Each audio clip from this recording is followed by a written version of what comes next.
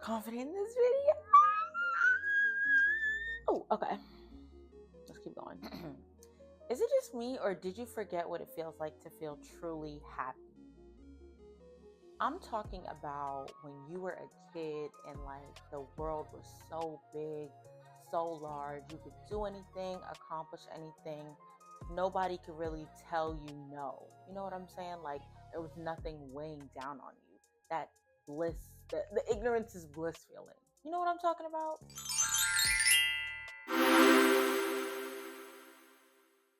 Hey y'all, it's me, Kristen. Welcome back to Kristen's Butterfly Effect. If you're new here, welcome. This channel is for me to help women live more fulfilling lives. So if that's you, stick around. So today I want to talk about why it's important to live a fulfilling life and what does that even really mean. For me personally, especially graduating college years ago, oh my gosh, I graduated college like 6 years ago. Anyways, I remember being like, what is my purpose? What am I supposed to be doing? What is the job I'm supposed to be going for that's going to align to this grand purpose that I need to be focused on and so excited about? And it took a bad job to make me realize that you can't align your purpose to your work. Okay, hear me out. So, you ever felt meh, like, I don't really want to go to work today. I'm not really excited about going to work. I'm not really excited about what I'm doing. I'm just waking up every day, going through the motions, but it's not really clicking. I'm not really feeling it in my veins. That is what we're going to be talking about today. That feeling of like, my life is boring, or my life is unfulfilling, or I'm just not excited. It could almost, if you're not careful, lean a little bit into depression, but you got to catch it before it gets that far. But it's not uncommon. I felt it, and if you're still here, you felt it. That feeling of being unsatisfied, or being bored, or feeling like you want more out of life. That's that feeling of lack of fulfillment.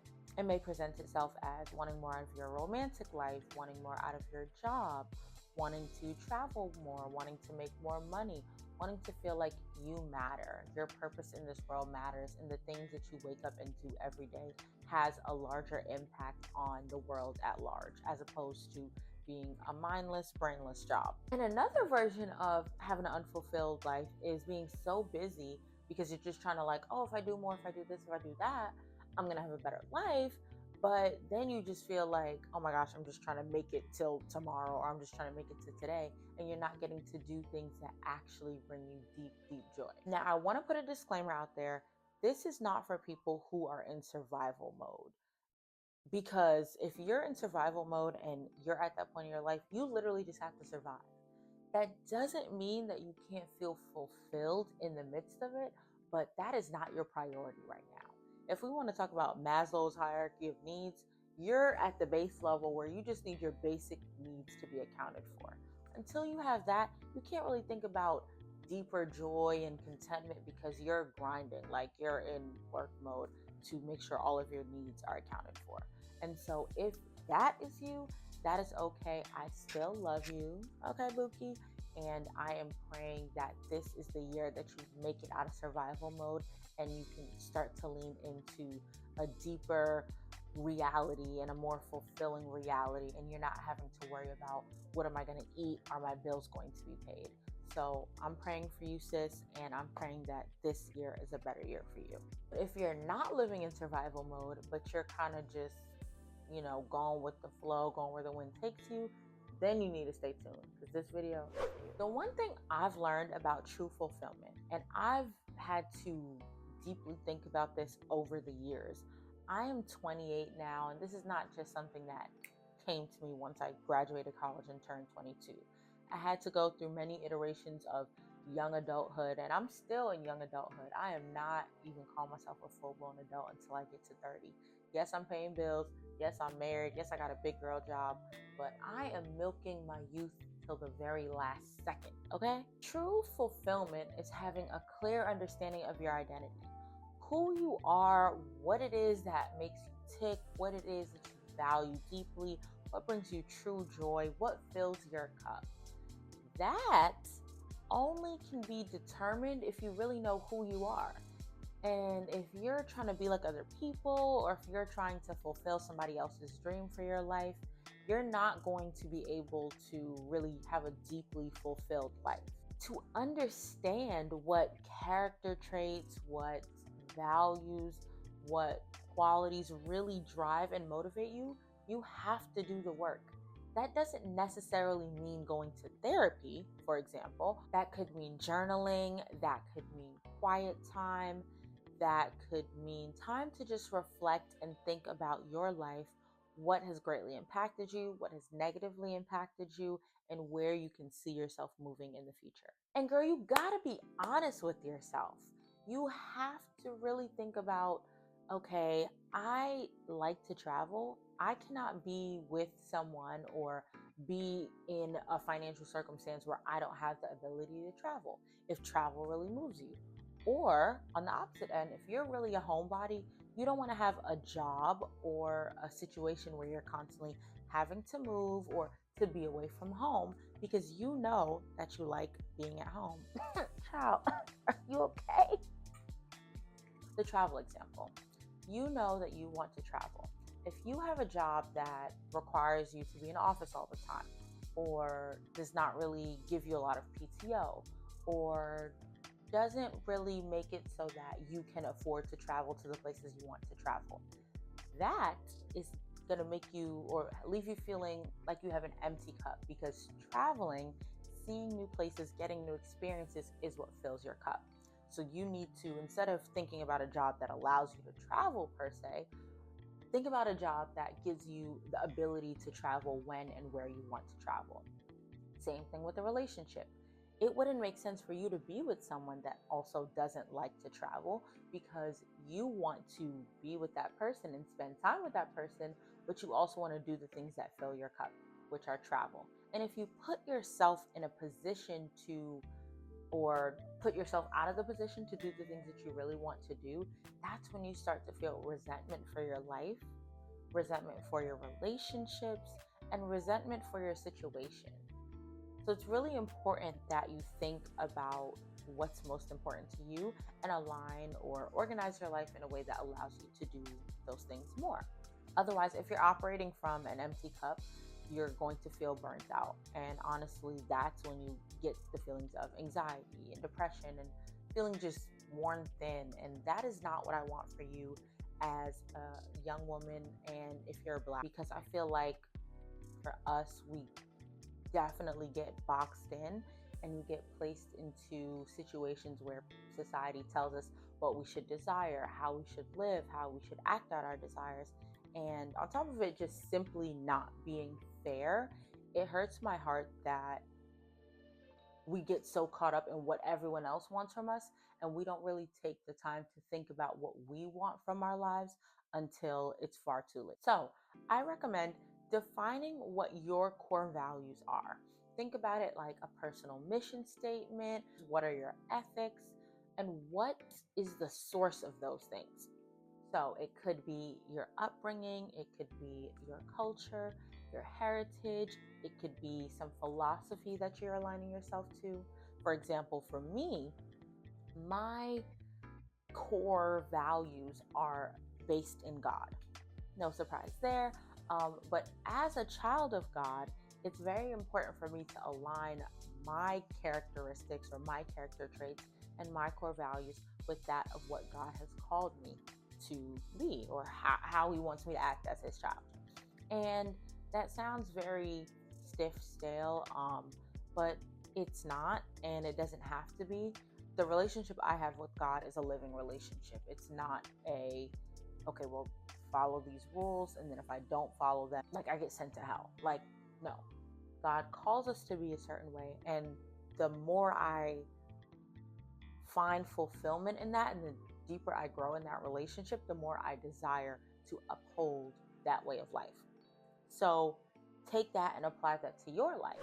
So we talked about what it could be, or what it means to have an unfulfilling life. We talked about what are the ways that you can start thinking about living a more fulfilling life by defining your core values and aligning your life and your activities to those core values. And then lastly, I want to talk about, now that you've defined what your core values are, what your ideal characteristics are, who you are, like what is your identity.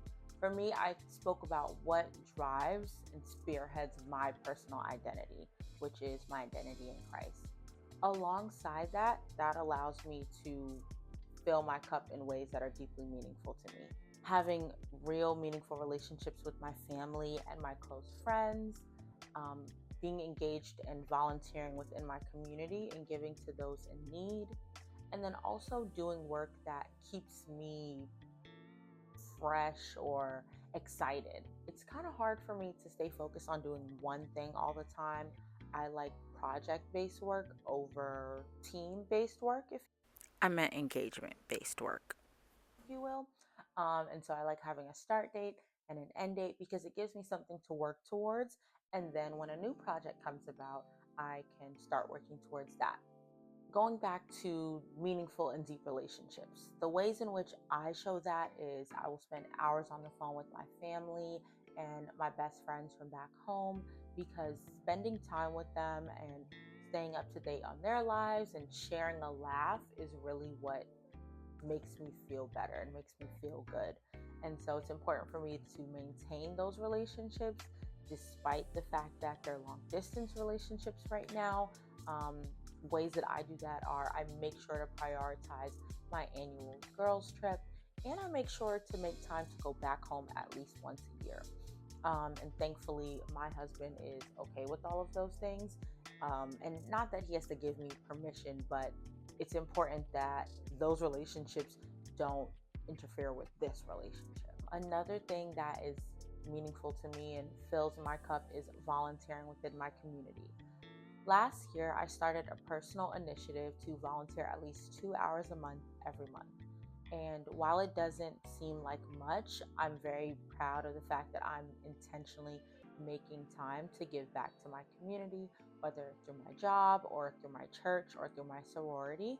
It's important for me that the things that I do and the activities that I engage myself in involve me helping someone else and reaching a hand back, because that is important to me.